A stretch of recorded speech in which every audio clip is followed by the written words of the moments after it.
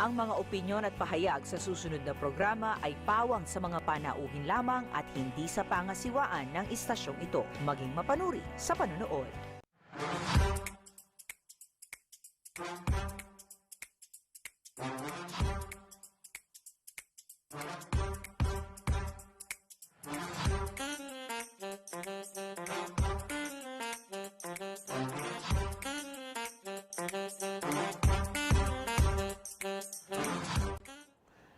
Good day mga kababayan! Welcome po sa inyong paboritong community program dito sa CLTV 36. Ito po ang topic sa programang ito. Pag-usapan po natin ang iba't ibang patok at trending topic dito sa Central Luzon.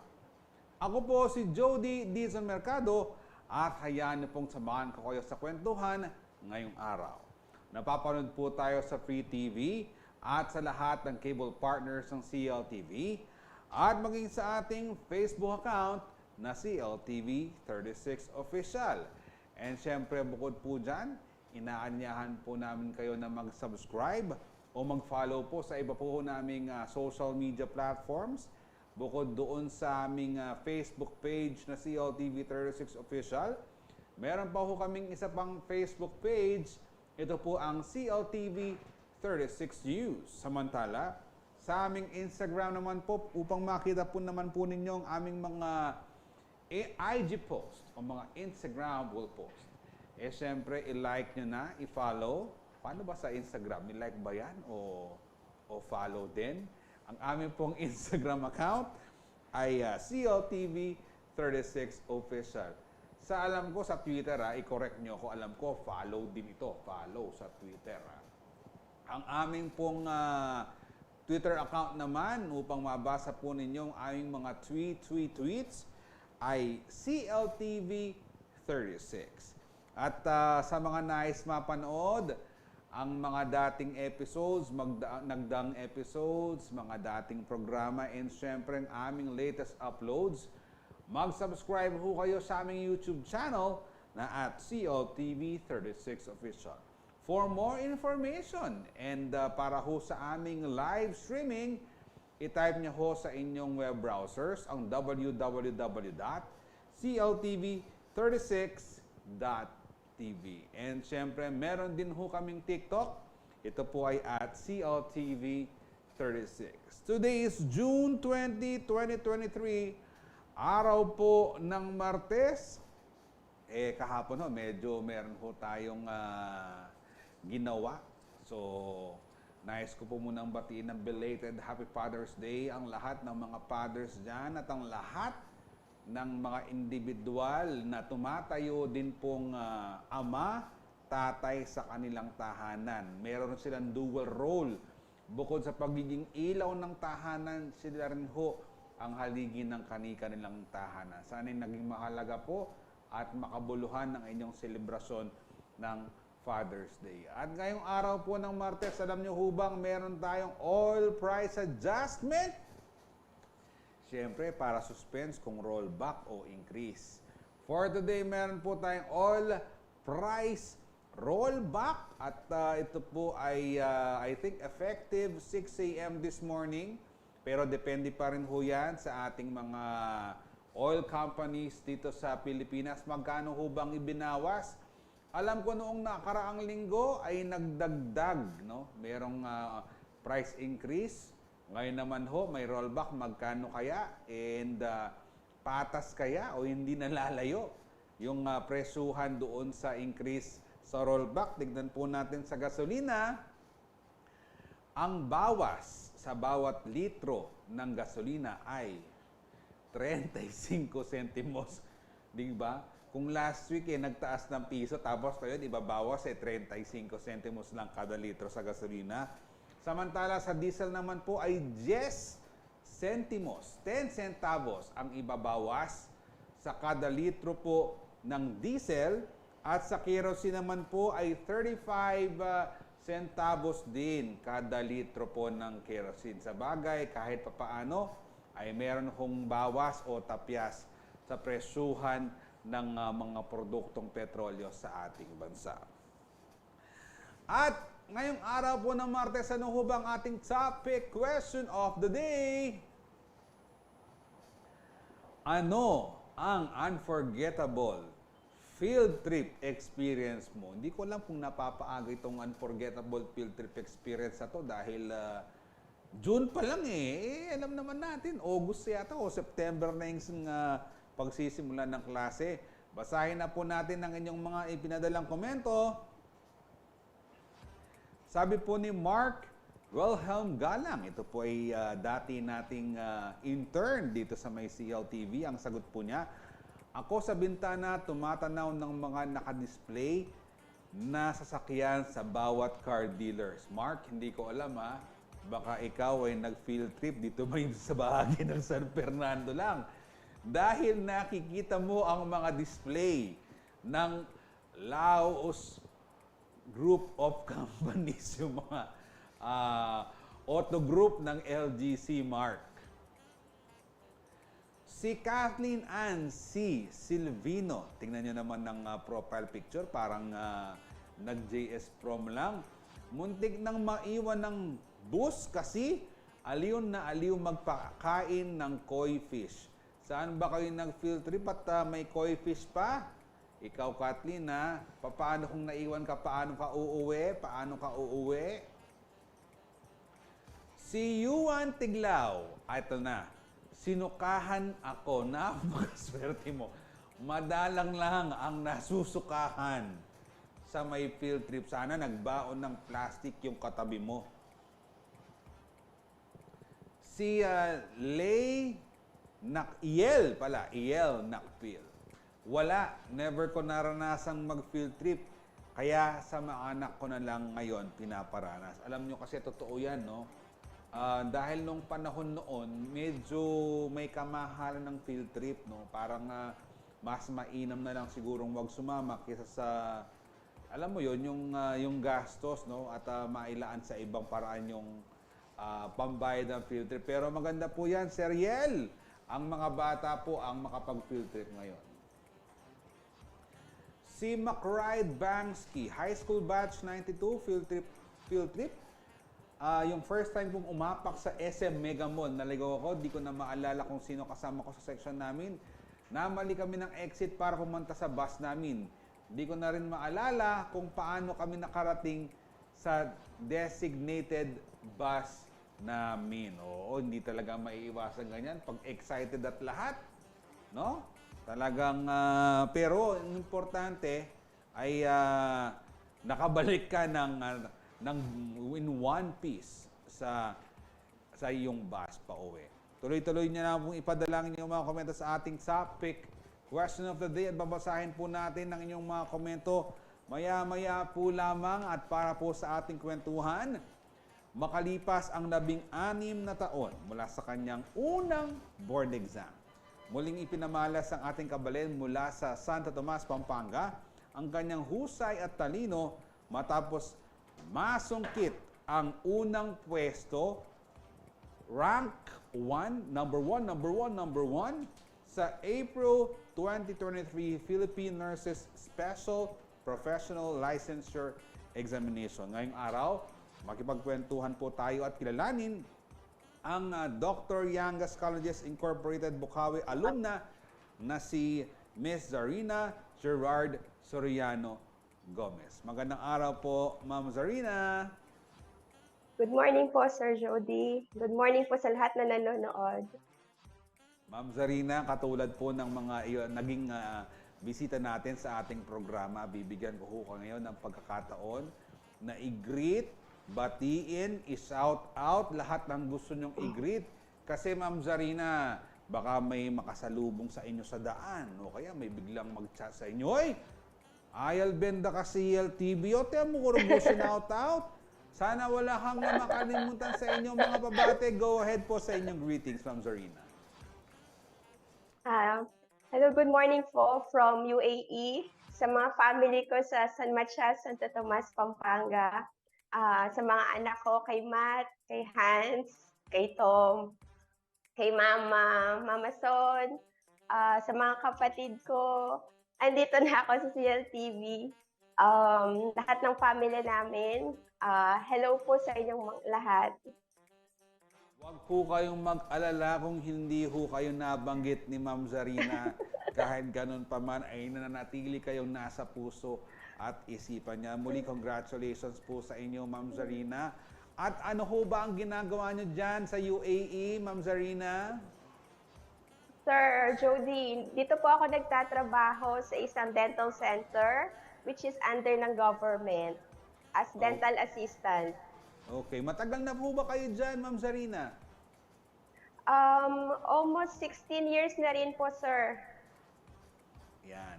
And dahil nga kayo isang dentist assistant, sa palagay ko, kumuha kayo ng kursong dentistry noon. Tama po ba?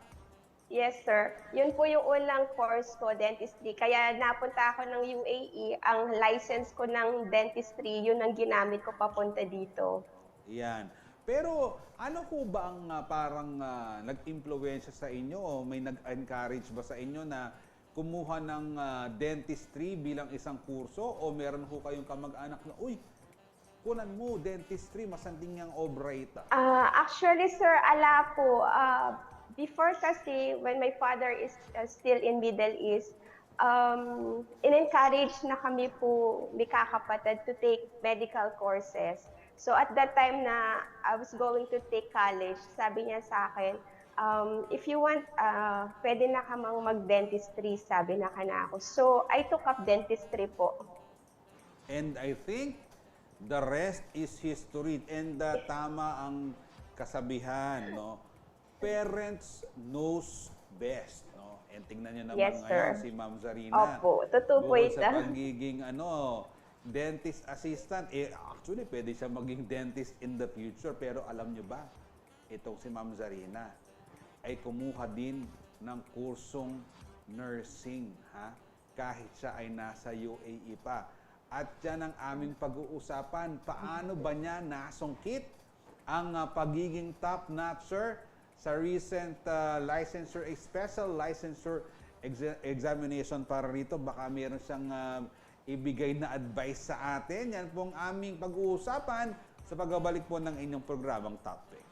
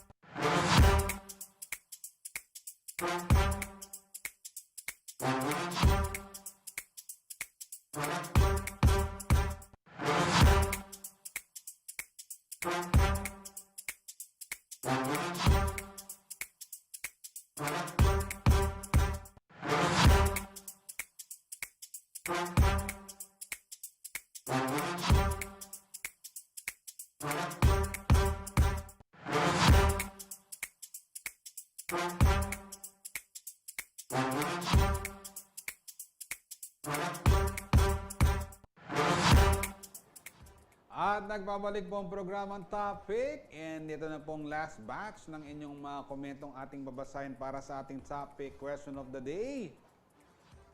Anong unforgettable field trip experience mo?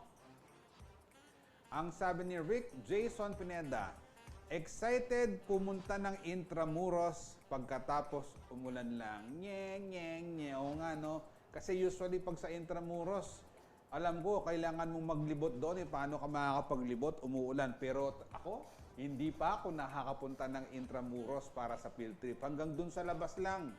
Nung yung kaibigan ko may i-deliver. Doon lang kami sa labas. Si Olive Mendoza, yung hindi ako nakasama. Oh, sad emoji. 5 kaming magkakapatid. Ako lang din nag-field trip. Kaya, feel ko talaga. Ampon ako, Ma'am Olive, sad naman. O nga, no? Imaginean mo, detang 4 ng kapatid drugo mag-field trip lang. Ay, ba't siya mong mag-field trip? Oh, Ma'am, magpa-DNA test ka. Baka ma-prove natin na hindi ka ampon. Si Jessica Maron na isa sa ating top fans, nagsuka pagbaba sa service. Ha! Grade 7 noon at di pa sanay sa biyahe. Ngayon, Dora the Explorer na ang peg niya. Hanggang saan na bang nabiyahe mo, Jessica? I-share mo naman sa amin. Si Gian Nata Lopez, ha. Yung walang kapera-pera, baon ko, wow ulam, pero enjoy ang field trip sa Clark. Alam mo, it's more of the experience rather than sa baon. Bakit kamo? Kasi yung mga classmates mo, masarap ang baon. Sa kanilang makahati ng baon, alam mo, pag usually field trip, ano pa yan? Pabonggahan pa ng baon yan. Minsan, lace, yung lace o mga imported na chichirya pang binabaon nila. Si Robert Anthony Lopez Roa, 1989. Wow, 1989. That was ilang years ago pa? 33, 35 years ago, 34? Papunta kami ng Don Bosco Makati for football tournament, but before going straight to Don Bosco Makati, nag-drop off kami ng players ng Don Bosco Junior Rate sa Don Bosco Mandaluyong. After Mandaluyong, naligaw kami. Di alam ng driver namin yung from Mandaluyong to Makati. Ayun, default kami. Ay nako, nung kasing panahon na yun, wala pang Waze, wala pang Google Maps. Next time, kailangan mo nang mag-advance checking sa para di maligaw. Yung kayang ating resident historian, nakapag-field trip kaya ito noon? Ano kaya ang kayang experience? Pero kung akong tatanungin ang hindi ko makakalimutan sa field trip namin, halos makakatabi ko yung crush ko noon. Oy! Paging Ann Christine Gutierrez. Yan nabanggit ko pa yung crush ko nung high school kami And nung sumakay kami ng space shuttle sa Enchanted Kingdom, pagkatapos ng isang sakayan, takbo kami ulit dahil walang taong nakapila. Ayun, kami ulit yung pangalawa. pagbaba namin sa space shuttle, ayun, para kami pahilo-hilo. And kasama pa rin po natin si Ma'am Zarina Gomez. Alam niyo ho, talagang natatangi ang kanyang nakamit dahil top notcher lang naman sa recent board exam. And kanina ho, ang nabanggit niya sa atin, dentistry ang kinuha niyang kurso. Pero ngayon, Ma'am Zarina, kumuha ho kayo ulit ng kursong nursing. Am I right, Ma'am Zarina? Yes, sir. Kumuha po. Before ako nagpunta ng UAE, natapos ko na yung nursing ko. So, hindi lahat na may alam na nag-aral ako ng nursing bago ako umalis. So, nung pumunta ako dito, ang gamit na lisensya ko, yung dentistry ko. So, after 16 years, ngayon lang ako nag-take ng board exam for nursing. Ang galing naman no? Parang siyempre, meron siyang additional skills as a nurse. Tapos ginagamit din niya yun. I think ganun yung ginawa mo, Ma'am Zarina, yung skills mo for nursing, you also used it sa iyong trabaho as a dentist assistant. Sir. Tama po ba? Yes, sir. Kasi sa clinic, dahil yung infection control, safety, so parehas din yung procedure at mga protocols nila dito. Okay. Ma'am Zarina, kanina nag-dentistry tapos nag-nursing. Ito ba muli ay encouragement sa inyo na, bukod sa dentistry, kuha ka pa ng nursing or may ibang nag-encourage ulit sa inyo na kumuha ng nursing as a course ulit? Actually, sir, during pandemic kasi, ang nangyari is, dahil nga nasa government clinic ako, pinil out kami from dental, dinala kami sa mga tent. So, nag-swab kami yung nagsuswab sa mga tao dito. So, doon ko naisip na, bakit hindi ko gamitin yung pinag-aralan ko sa nursing? So, after ng pandemic, naghanap ako ng mga ways na pwede akong patungo dun sa nursing ko. So, at that time, nag-start muna ako sa mga safety na courses. Tapos, eventually, natapos ko lahat ng mga safety courses ko. Nag-nebosh ako, ayos, yung mga quality assurance ng dental clinic, ng hospitals. So, after nun, sabi ko, bakit hindi ko kumuha ng license ko for nursing? Kaya, doon nag-start na magre-review na ako. Naghanap na ako ng review center ko. Ayan. Speaking of review center, dyan ho ba kayo sa UAE nag-review? Or online? Paano ba yung naging diskarte nyo sa pag-review nyo, Ma'am Zarina? Since September last year, sir, naghahanap ako ng review center. So, nag-check ako sa Facebook. At that time, dahil nag-pandemic, yung UAE chapter ng Philippine Nurses Association, nag-close muna sila sa review kasi nga pandemic for almost 3 years yata, walang exam ang special licensure. Kaya nung everyday chine-check ko yung site nila sa Facebook, by end of November, sabi nila baka matuloy yung exam 2023. So everyday chine-check ko yung Philippine Nurses Association ng Facebook, UAE chapter. Tapos nag-post sila, by December, mag-start na daw ng review. So, doon na ako nag-inquire sa kanila, paano ba ako pwedeng sumali. So, yung review namin is online po, sir. Ayun, online pala. And paano ho ito nakatulong sa inyong preparation for the exam? Todo review kagad? Or paano ho yung steps niyo? May allotment kayo sa ganitong oras lang? Kasi since nag-work po kayo, paano ho nyo naman? Sir, napakahirap. Struggling talaga na from work, mag-aaral ka.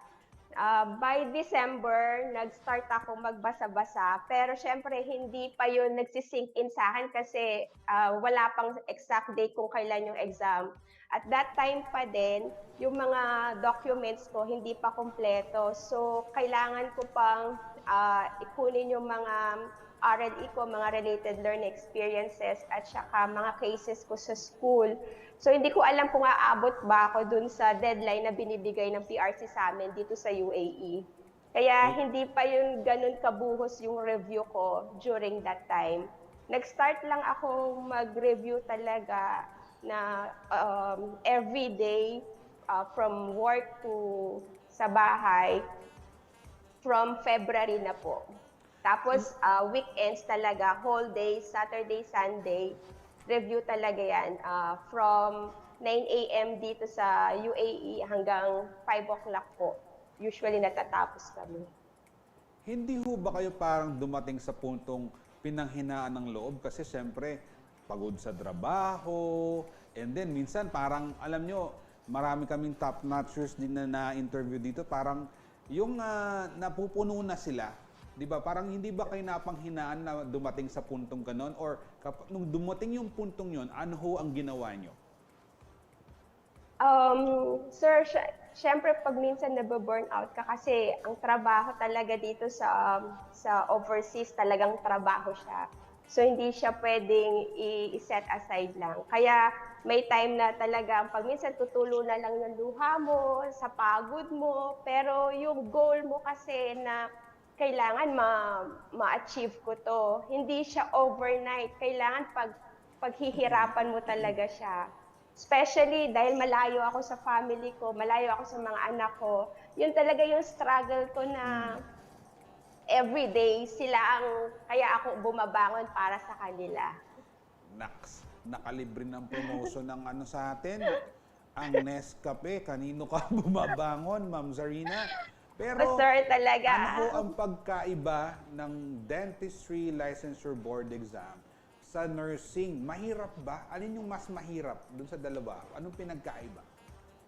Actually, mahirap silang parehas eh. Yung una kasi sa dentistry, after ng graduation, sir, nag-board exam na ako after 2 months.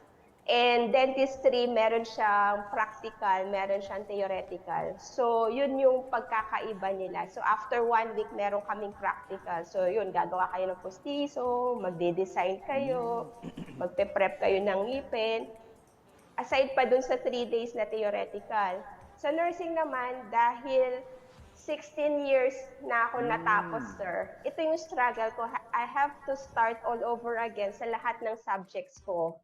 Hindi lang pwedeng magbasa ka, kailangan aralin mo lahat ng concepts. Doon ako nag-struggle talaga kasi lahat ng subjects mo na kinuha nila for 4 years, kailangan mong aralin within that span of December, parang 5 months lang or less than 5 months. Was the exam, physical exam ba ito o online exam itong recent nursing licensure na kinuha niyo? Sir, physical exam po siya.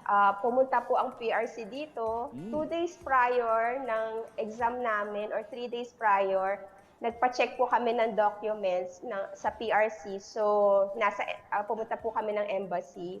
Tapos, nung binigyan na kami pwede na kami mag-exam ng paper. So, 2 days po yon sa Philippine Global School dito sa Abu Dhabi ako nag-take ng exam. Okay. Ma'am Zarina, nung kayo ay nag-board exam sa dentistry, meron ho ba kayong sinunod na mga pamahiin? At ginawa niyo rin ba yung pamahiin na ito nung kumuha kayo ng nursing licensure board exam? Dahil nandun ako sa Pinas before, nung dentistry, usually, dahil graduate ako na CEU, sa St. Jude kami pumupunta, sa Santa Clara, lahat. Dito kasi, sa sa church lang talaga. So, yung dasal talaga, yun lang yung mga And, hindi ko alam kasi I have a coin galing sa father ko. Nilagay ko yun sa bulsa ko. Sabi ko, itong exam ko ngayong nursing. Yun ang nagpalakas na loob sa akin na magagawa ko, magiging top ako. And then, the rest is history. Paano nyo po nalaman na kayo ay pumasa? Tapos, number 1, top-notcher pa.